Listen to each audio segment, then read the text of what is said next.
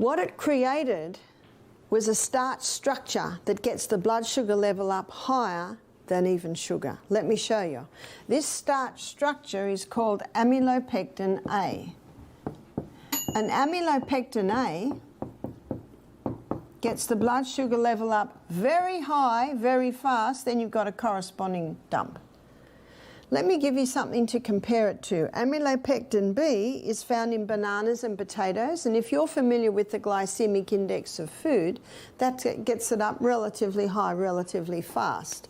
So the B, so this is the A. What's the B? The B is not quite as high, not quite as fast, not quite as low. And for the diabetic, they still want to keep away from the B.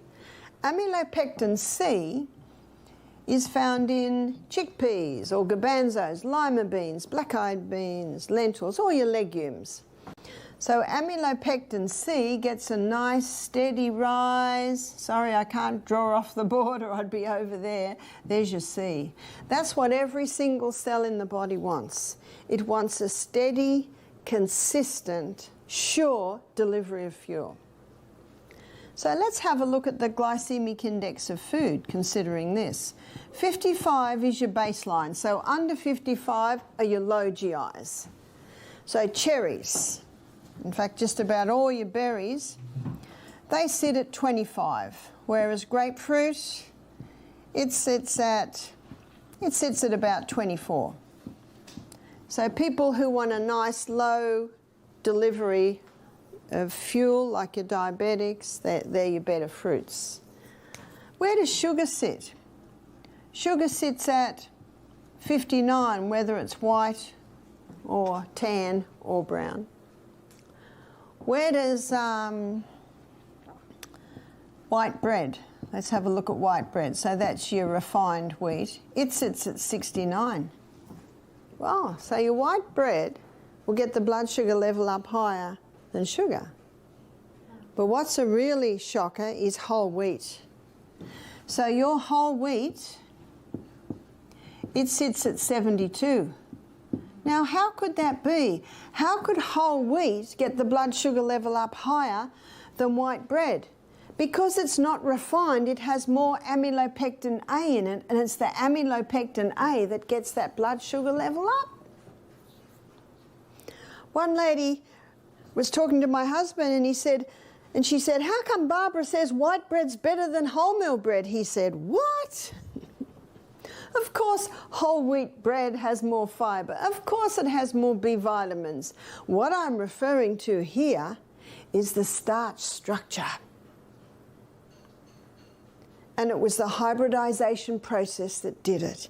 You still can get ancient grains. The original wheat was called Enkenhorn, and you can still get that. Spelt, kamut.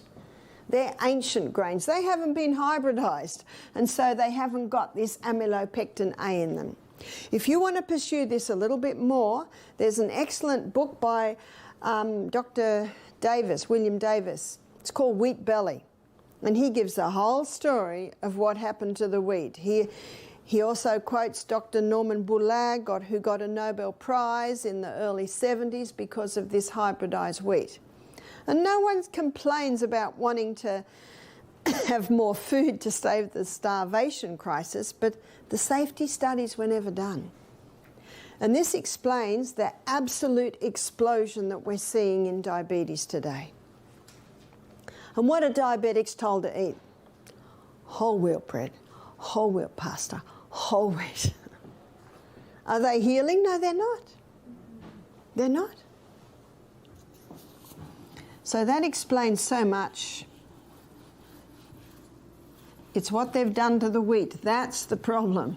We're not talking about the original wheat. Caffeine. How many Americans woke up to these three this morning? The coffee and the muffin, the coffee and the croissant, the coffee and the toast, the coffee and the cereal. So what's the problem with caffeine? Let me show you. Our nervous system is made up of nerve cells, and these nerve cells are different to other cells. These nerve cells make up our electrical system. These nerve cells communicate with each other via little chemical messengers. This is the nerve cell. What I'm drawing now is the arm coming out, the little boutons at the end of the filaments, and here is the next nerve cell. So our nervous system, and by the way, there are 1 trillion of these in our brain, they communicate with each other via little chemical messengers. Here's the little chemical messengers. They're coming in. They're encapsulated in the nucleus. They're sent down the arm into the little boutons, and then they release out to the next nerve cell.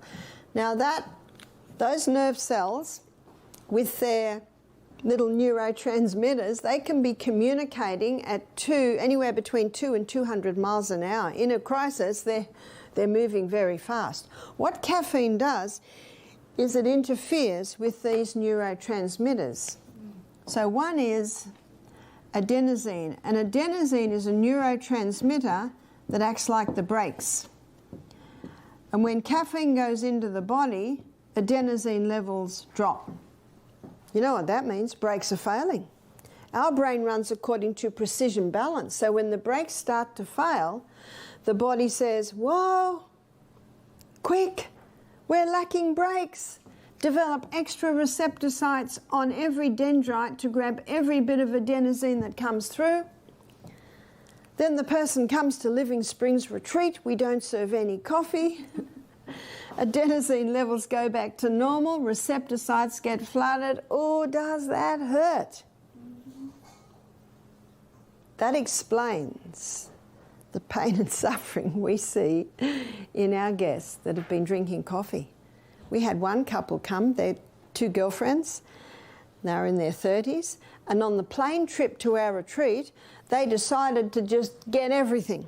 Oh, yeah. Because they were going to a health retreat. They had the chocolates and the Cokes and the coffees. Wow, those girls, they couldn't get out of bed for the first 24 hours. So if someone says to me, what can we do to prepare for the retreat? I say, stop the coffee. And that is actually too hard. So you know what I say? Ease off the coffee. The best way to do it is little by little by little. In the library here, there's a book called Caffeine Blues. And he's got a chapter called Coming Off the Bean. And he shows how you can do it without pain and suffering.